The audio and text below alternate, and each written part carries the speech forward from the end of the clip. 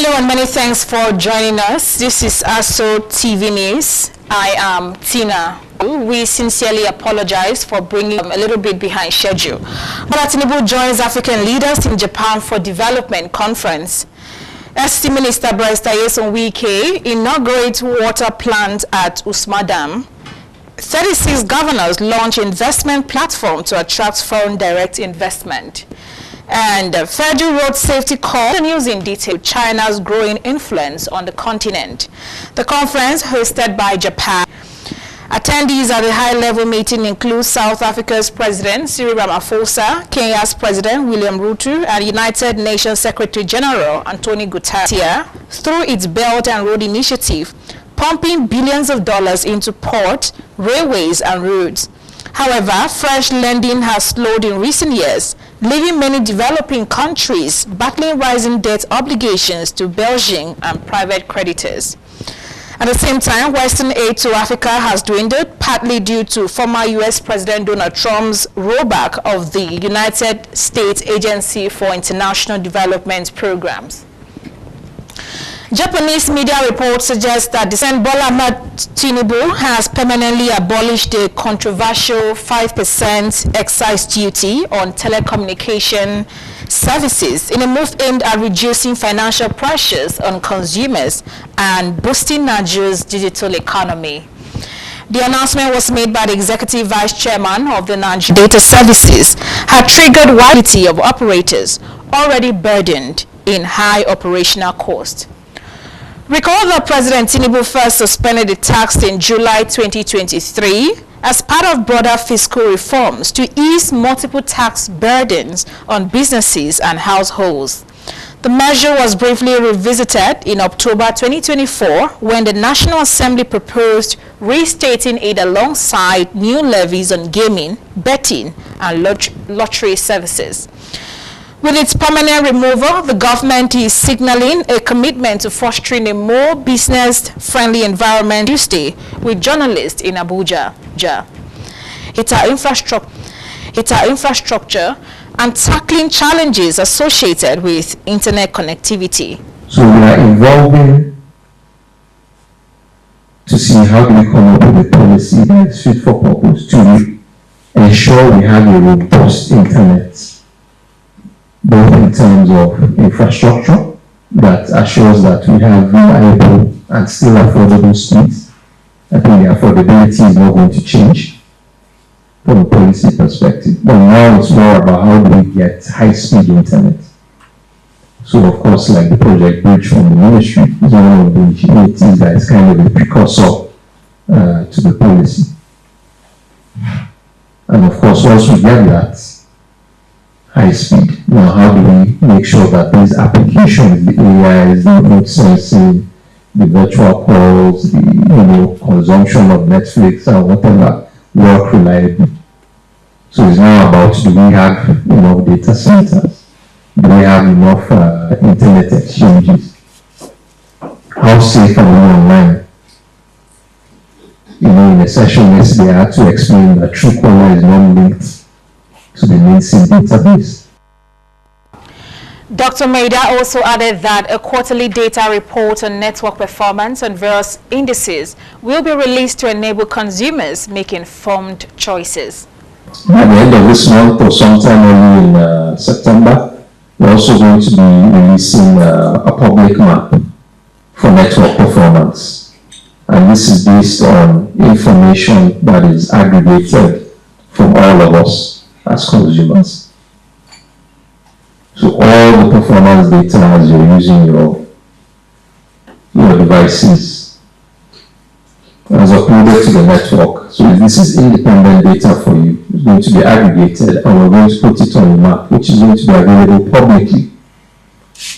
So that no longer do you have to go and ask your neighbor, oh, I don't like this operator. Concerns over Nigeria's worsening humanitarian crisis warn that millions of citizens risk gliding deeper into hunger and malnutrition as global aid funding dwindles. He spoke during the citing the United Nations said over 24.8 million Nigerians have suffered some form of hunger and more than 3 million people remain internally displaced as a result of flooding, insecurity, and other natural disasters. According to him, poverty remains unevenly spread across the country, with the north accounting for about 65% of Nigeria's poor population. In fact, the United Nations estimates. Chairman of the ad hoc committee, Mr. Maidala Balami, in his address said flooding had become more than a seasonal occurrence, describing it as a national emergency that demands urgent, coordinated, and strategic action. The committee chairman urged all stakeholders, including civil society, private sector, and international partners, to join effort in developing a sustainable national response to flooding and humanitarian emergencies. The establishment of this ad hoc committee therefore reflects the commitment of the 10th House of Representatives, the People's House, to address this crisis heads-on. We understand the worth of this task, but we are equally driven by the urgency to make differences. We shall work diligently, collaboratively, and transparently. We will listen to the voice of the affected communities, interface with experts, and ensure that our final report provides a blueprint for a lasting solution. Intimidated into paying questionable debts to contractors. But let me use this opportunity to tell people that no amount of blackmail will stop us from being focused. No amount of blackmail will stop us from being focused. All through yesterday and throughout today, I've been watching channel television. They are focusing on so-called local contractors that are being owed. I will never be intimidated. Let anybody who said I awarded a contract should bring the documents and show how I awarded the contract. You see, the problem in this country is that when you want to fight corruption, corruption will fight you back. And it's corruption that is fighting back. And we are going to defeat corruption.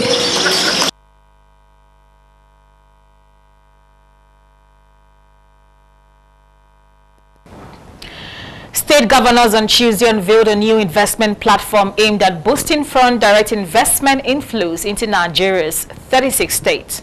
The initiative, called NGF Investopedia, was launched in Abuja under the Nigeria's Governors Forum.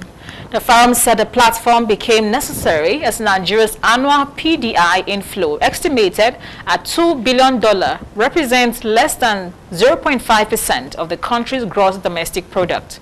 According to the NGF, Nigeria faces an infrastructure financing gap of about $100 billion annually, projected to reach nearly $1 trillion over the next decade.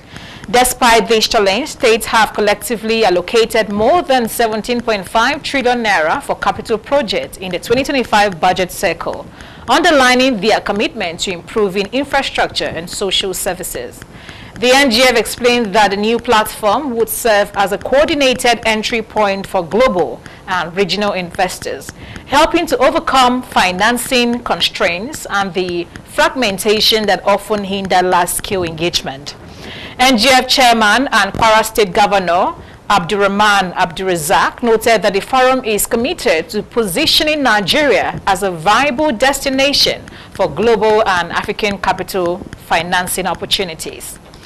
You're watching Aso Television News. You can watch us live on DSTV channel 392, also on StarTimes TV channel 127 and Free TV channel 507. We are also on the UHF band on channel 38. Still to come, management of National Youth Service Corps is expressing sadness over assault on a female corps members by operatives of Anambra State Vigilante Group. Stay with us for details of these and more stories.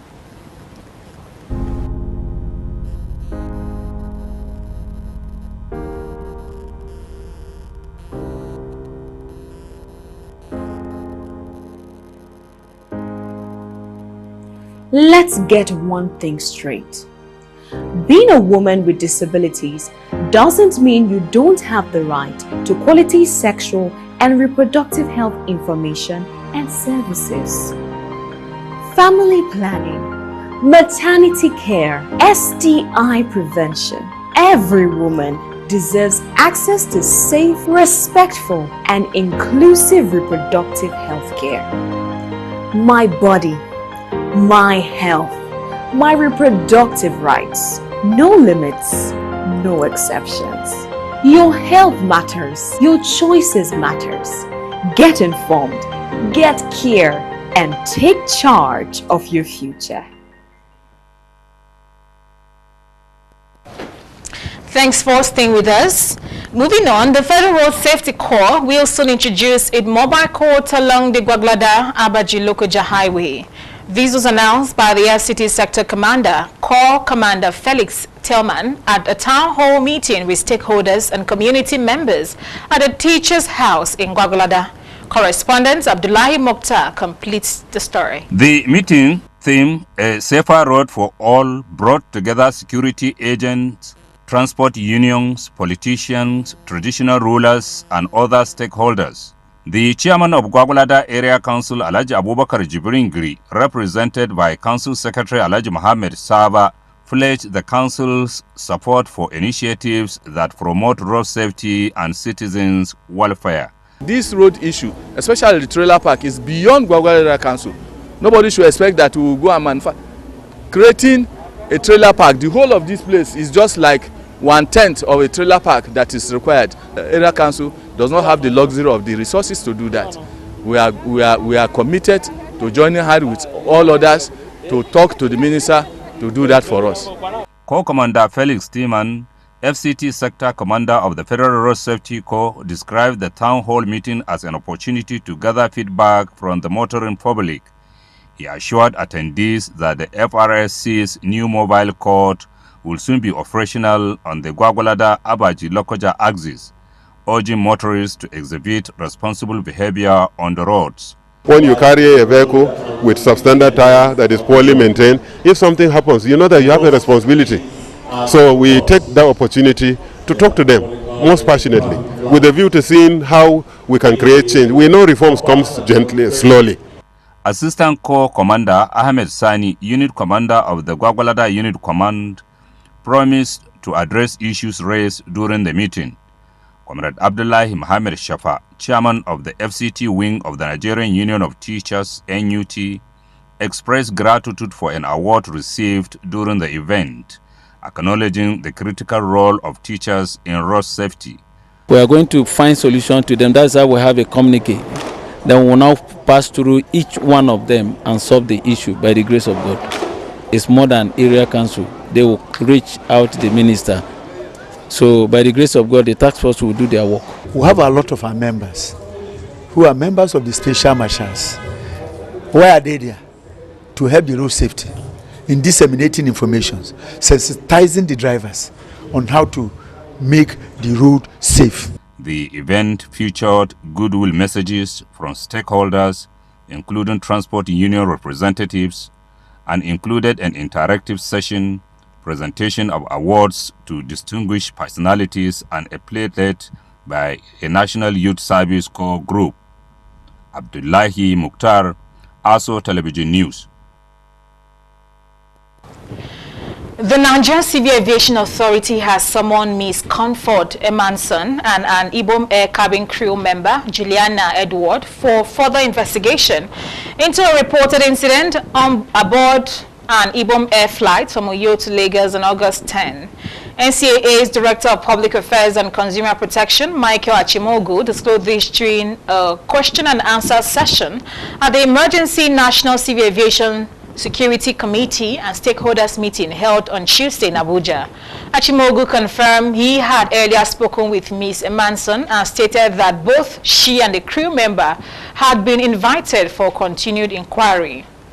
He clarified that the pilot did not call in security personnel upon landing in Lagos, as the matter was believed to have been resolved during the flight. However, Emanson, who reportedly used the restroom after landing, was the last passenger to disembark.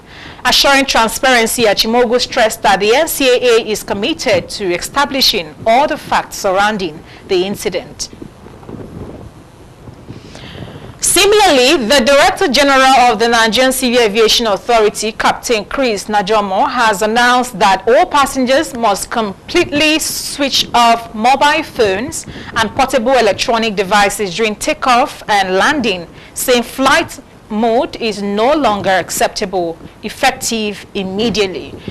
This decision followed an emergency meeting at the National Civil Aviation Security Committee in Abuja aimed at addressing aviation safety and unruly passenger behavior, noting that Nigerian airlines are required to update their operations manuals accordingly and ensure cabin crew enforce the rule.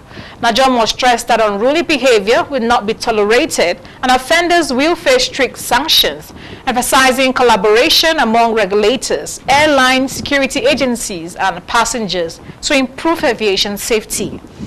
The meeting's objectives included strengthening interagency coordination, closing policy and operational gaps in aviation safety, enforcing strict compliance with rules by both staff and passengers, and prioritizing training and retraining for aviation personnel. Officials also reminded passengers that once inside an airport or aircraft, strict safety rules apply and the authority of pilots and crew is final, reiterating that safety must take precedence over personal convenience or sentiment. The management of the National Youth Service Corps is saddened by the unfortunate assault on one of its female corps member by some operatives of the Anambra State Vigilante Group in Oba, Idemili, South LG of Anambra State. Management strongly condemns the unacceptable and dehumanizing manner in which the operatives conducted their operations, irrespective of their initial justification for the purported investigation they set out to carry out at the facility where the corps members were accommodated. While appreciating the concerns of the general public over this horrific incident, as well as the initial measures taken by the Anambra State government, management wishes to assure the general public that it believes in and supports the ongoing investigation by the Nigeria Police Force towards unraveling what transpired. Furthermore, necessary administrative procedures are underway to assist the corps member in question in managing the psychological and physiological trauma resulting from this unfortunate incident. Management wishes to use this medium to restate a strong commitment to the welfare and security of corps members nationwide. And moving on, in a related development, the Nigerian Bar Association has condemned the assault on the National Youth Service Corps member, Jennifer Elobo, by security operatives in Anambra State and is demanding the prosecution of those responsible. The association described the act as a violation of her dignity and fundamental human rights, stressing that such treatment was unacceptable and must not go unpunished. It commended the Anambra State government for swiftly identifying and arresting the operatives involved, but emphasized that accountability must extend beyond the arrest. The NBA insisted that the perpetrators must be prosecuted in line with the law to ensure justice for the victim and serve as a deterrent against future abuses. The incident, which took place in the Oba community of Idemili South local government area, was captured in a viral video showing armed operatives of the Operation Udoga Achi, also known as the Agune Jemba Vigilante Group, assaulting and stripping Elobo despite her pleas and presentation of her identification card. The attack sparked widespread outrage across the country, drawing condemnation from the NYC, civil society organizations, politicians, and members of the public. The Anambra State government has confirmed the arrest of the operatives and announced that investigations into the matter are ongoing.